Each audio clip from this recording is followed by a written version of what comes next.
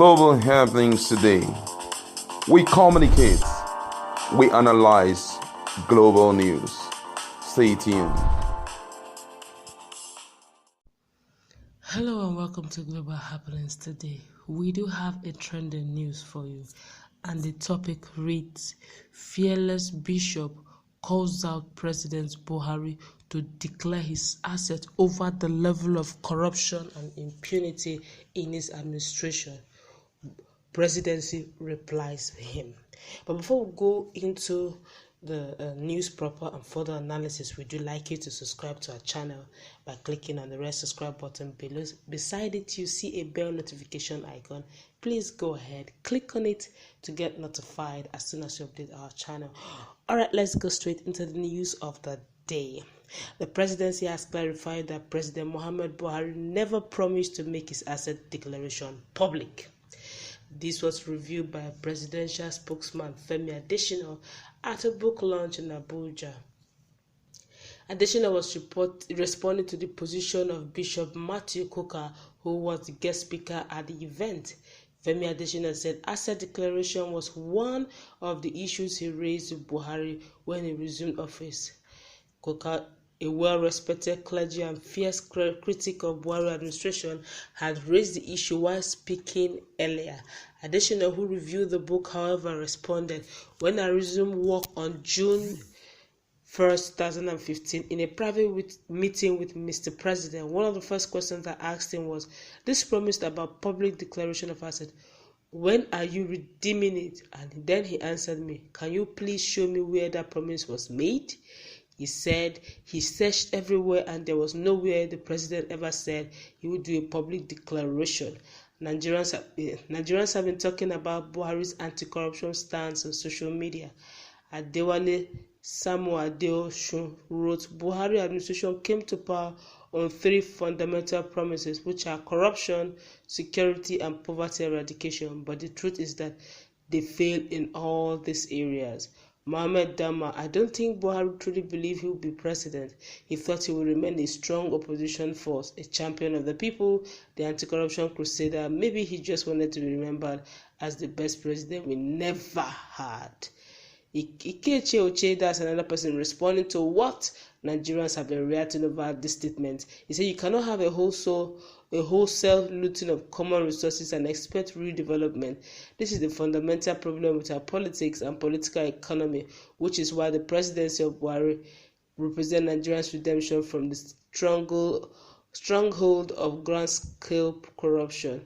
So many reactions. Well, I'll take one more reaction here. He said, Debi Sadu Adri said we should stop deceiving ourselves. Baba Buhari has failed on security. He's trying on agriculture and doing very little on corruption. He said, that's my opinion though.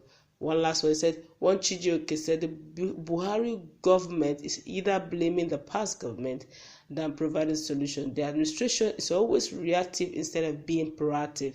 From security, economy, to health, infrastructure, human rights, corruption, the government is just clueless. All right. But earlier in the year, though, Syrup has said something, and they said Buhari and Osibanjo were given actually a 7 days ultimatum within which they should declare the asset publicly.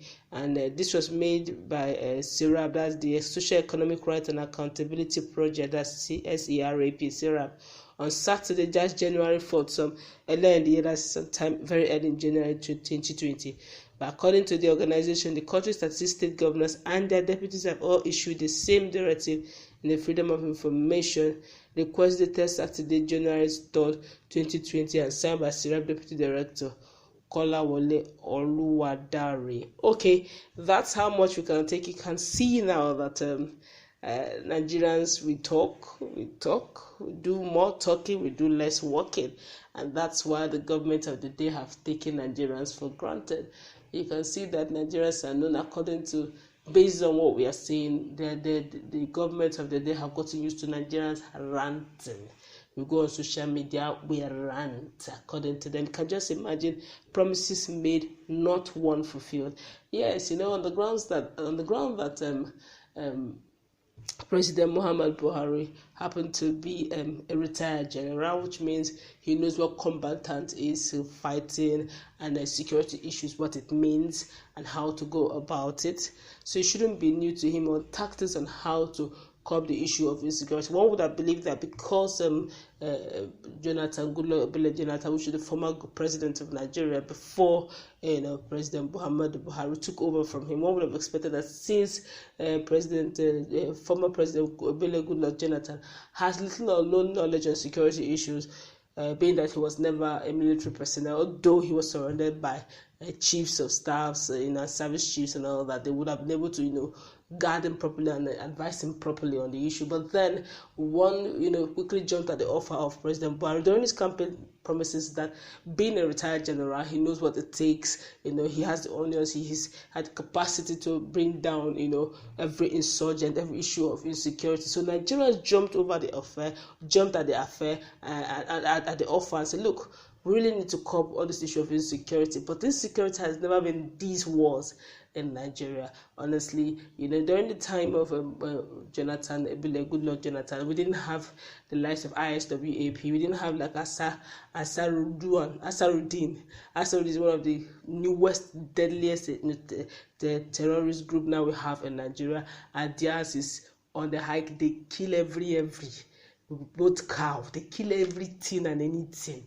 In as much as it's killable with his life, they kill. The more they keep coming out, and all coming from the core north, yes, they all come from the core north, and the more they keep churning, it looks as if our security hands are very full, and they can't seem to control what is actually coming at them. Boko Haram, yes, was on there, but it was not this bad. Boko Haram is there now. Now Fulani husband are now the one that Fulani husband are now the acceptable terrorists now we have in our midst. Although they will say the Mitiala amongst them, Mitiala will say that the ones that are terrorizing Nigerians are actually from Niger, from Chad, from Cameroon, from Mali. But if you can identify these foreigners coming in and masquerading as Fulani husband, then by all means you should all push it down to the north so that you can identify yourselves over there, rather than infiltrating the whole path of the country and making Nigeria so unlivable for Nigerians, making Nigerians second-class citizens in Nigeria. Yes, I do agree with Bishop Kukah insisting that the presidency should make his asset public.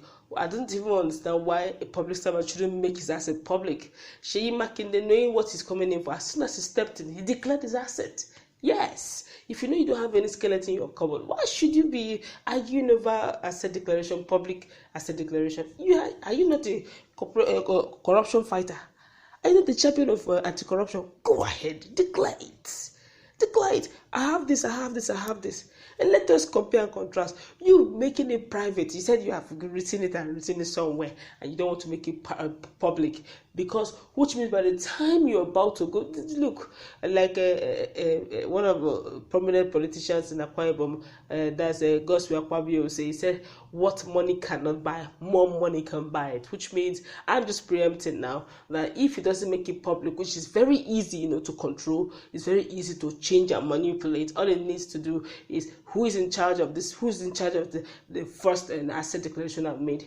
Give him some good Ghana must go here and there to off his eyes. He removes his eyes, you bring out the asset declaration form and you signed some 2015, so many years ago. You readjust it based on whatever it is that is now in your coffer, and it flies. So just to backdate it, really, Nigeria is fantastically corrupt. You can't keep telling me, as the president of a nation, you can't tell me that as the number one citizen of Nigeria, most of your ministers, those in your cabinet, are either being wanted by EFCC or they have a fraud case at the desk of EFCC, and they're still in your cabinet. They're still, under your watch. They're still under your employ. They're still appointed. Does it mean that over 180 million Nigerians, no one is capable of doing that same job that they're doing, looting the treasury of Nigeria wantonly. You begin to ask yourself, what is going on now? If you can, allow such persons to be in your administration, and you are supposed to be a champion of anti-corruption, you're supposed to champion, this issue of corruption, you're supposed to kill it off totally, and those under your watch, those within your, cabinet are actually the ones that EFCC have been shouting and clamoring that they have track record of siphoning, defrauding their states when they were governors or ministers or whatever portfolio they were holding, political portfolio they were holding. They have siphoned and run their states dry or run their commission dry, and they want their monies back. But some sort of immunity, is binding them such that EFCC cannot go ahead and probe them, and they are under your watch, and you are fighting corruption. Did you think, Mr. Presidency, that you're shooting yourself in the leg by bringing such level of criminals around you, and you reappointed them, and you say they're okay to work with you, and you're supposed to be fighting corruption? It smells around, and they say declare your asset. Bishop just said, please declare your asset. If you know that you're doing the right thing and you know that you have nothing to hide, why not declare you're a public servant? Why not declare it? Let every Nigerian know what you're worth. Sheyi Makinde did that before entering office, and when the time he will leave office, he will compare and contrast. Does he have more based on what is worth and based on the fact that he has been making, receiving salaries here and there? We should have a limit to what will increase in assets, not the one that you came in, couldn't even afford to buy an ordinary presidential election form, only for you to go out your son and your children and one of the richest in Africa. It's crazy, You begin to see this, you begin to smell. I didn't say, I'm just assuming, but if you want to clear the air so that people stop assuming that there's something going behind, behind closed doors, open this thing, let it be made open. Make your asset declare publicly. Let Nigerians know, look, this is what I'm worth. Anything added to this or more than this, then call me what names you want to call me. He has made a lot of promises. He promised Nigerians that fuel is going to be, during his campaign promise, I can't forget that. Up to now, fuel have not reduced, has increased. A dollar was supposed to be $1 to $1. Right now, all of us know how dollar is. Dollar is like gold mine now in Nigeria. So you begin to see promises have been failed. The other time, this guy, Lai Mohammed, was bold enough. Lai Mohammed, Uncle Lai, was bold enough to tell an international interviewer that no, there's no such thing like an anti-social media bill. Really? You begin to see the lies, propaganda everywhere. You make propaganda that you are technically defeated Boko Haram, but they are there. The signs and symptoms are there. Look, with Nigerians don't need all this. If there's a need for you to, except of course there's something to hide. If not, declare your asset. That's my take on this. If you're innocent, he that is down need fear no fall. That's what the saying goes. So if you know that you are clean, declare it. Why should everybody be begging you to declare? You are not saying, did I ever promise that I'm good? Why are we saying that you should promise? Is it supposed to promise? Supposed to go pari passu, and if such is not even in our constitution, we should put it in our constitution to reduce and curb corruption. That every public servant coming into political office should publicly declare assets, so that if you know that you're going there to go and steal, now you are going to declare your asset, and after declaring this asset, they should be verified immediately before being sworn in, so that you're not going to begin to give asset that is futuristic. You give your asset, they verify immediately. If it's not so, you lose your seat immediately. But that's where we are. Level of insincerity, level of corruption is amazing. Yet an average Nigerian is worth less than $1. As in an average, and I'm not referring to the very rich, I'm referring to the common Nigerian on the street. But that's my take on this. What's yours? Let's go to our comment section. What do you think about Bishop, Kukah telling him, the presidency, to please declare his asset, and the fact that the presidency have said, I never made any promise to declare my asset publicly. All right, do have a nice